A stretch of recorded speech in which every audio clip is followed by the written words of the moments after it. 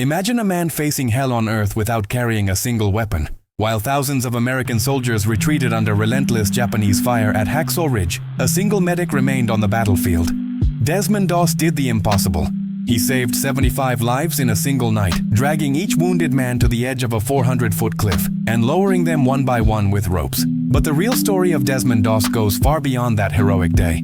From his troubled childhood in Lynchburg, Virginia, through the brutal bullying he suffered from his own fellow soldiers, to the moment when President Harry Truman held his hand and said, "I consider this a greater honor than being president."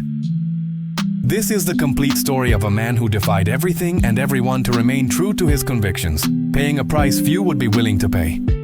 What you're about to discover goes beyond what Hollywood showed. Stay until the end and leave your opinion in the comments. Was Desmond Doss the greatest hero of World War II? Part 2. The 5 chapters. Chapter 1. The boy who almost killed his own brother. We begin in Lynchburg of the 1920s, where a young Desmond grows up in a poor and deeply religious Seventh-day Adventist family. His father, William Doss, is an alcoholic and violent veteran of World War I, a carpenter working in a shoe factory who lives tormented by memories of war. His mother, Bertha, is the stabilizing force of the family, keeping the 3 children together through faith. A traumatic incident defines Desmond's destiny. During a violent fight, he almost kills his brother Harold with a brick. The horror of that moment, combined with the 10 Commandments poster hanging in their living room, especially the 6th commandment, "Thou shalt not kill," deeply marks his soul. In another terrifying episode, Desmond witnesses his drunken father pointing a gun at his mother during a violent argument. Desmond intervenes, snatching the gun from his father's hands and hiding it, possibly saving his mother's life.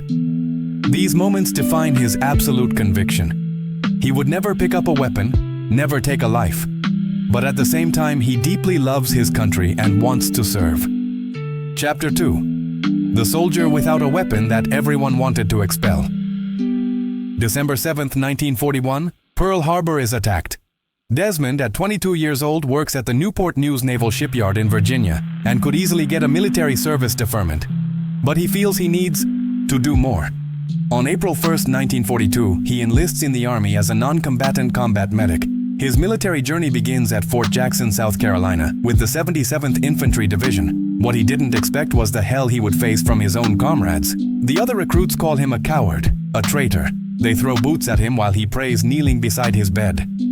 His superiors try everything to expel him. One commander tries to have him discharged for mental illness. Another attempts court-martial for refusing to hold a rifle. Doss refuses the discharge because it would be based on his religion, which he cannot accept. He also refuses to work on Saturdays, his Sabbath. The humiliations are constant, brutal. But Desmond doesn't yield.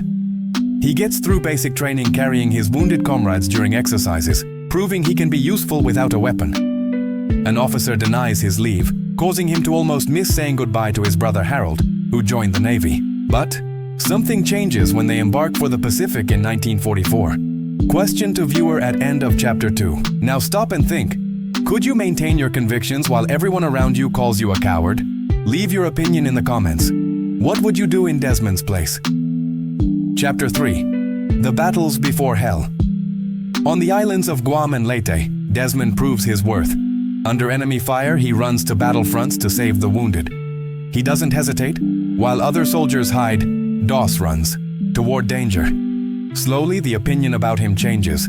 Those who humiliated him now respect him. He earns 2 Bronze Stars for exceptional valor. His comrades begin to realize this man is willing to die for them. But no one imagines what's coming. In April 1945, the 77th Division is sent to Okinawa, what would be one of the bloodiest battles of the Pacific War. The objective? Capture a 400-foot rocky escarpment that the Americans nicknamed Hacksaw Ridge. The Japanese spent years digging tunnels and fortifications at that location. It's a death trap. Company A is almost annihilated in the first attempt. On May 2, 1945, it's Desmond's Company B's turn to climb the cargo nets to the top of the cliff. What they find at the top is a nightmare. Thousands of entrenched Japanese soldiers waiting. Gratitude to viewer at end of Chapter 3. If you've made it this far, thank you so much for staying with us. What you're about to discover is the most extraordinary part of this story. the best is yet to come. Chapter 4. The Longest Night. 75 Lives in 12 Hours, May 5th, 1945, Saturday. Desmond Doss's sacred day. But when his battalion prepares to attack, he doesn't hesitate. He goes along.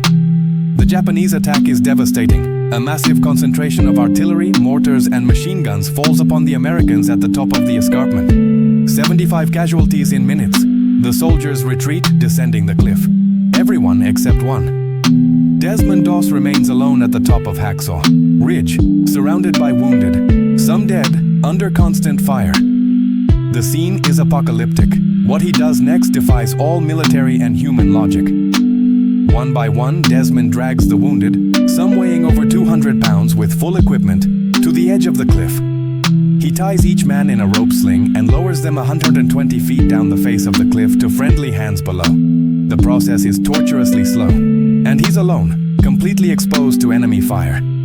After each rescue, he prays, "Dear God, let me rescue just one more." And he goes back, and back, and back again. For 12 interminable hours, Desmond Doss saves 75 men. Many of them are the same soldiers who humiliated him, who threw boots at him, who called him a coward. One of them is his captain, Jack Glover. When night finally falls, Desmond descends, exhausted, bloodied, but alive. Chapter 5. The Price of Courage and the Forgotten Legacy. But the story doesn't end there. Days later, on May 21st, Desmond is again under fire. A grenade explodes near him, piercing his legs with 17 pieces of shrapnel. He treats his own wounds and waits 5 hours to be rescued. When they finally place him on a stretcher, he sees another more seriously wounded soldier. Desmond rolls off the stretcher and insists they take the other man first. While waiting, a Japanese sniper hits his arm, causing a compound fracture. Doss grabs a rifle stock and makes an improvised splint.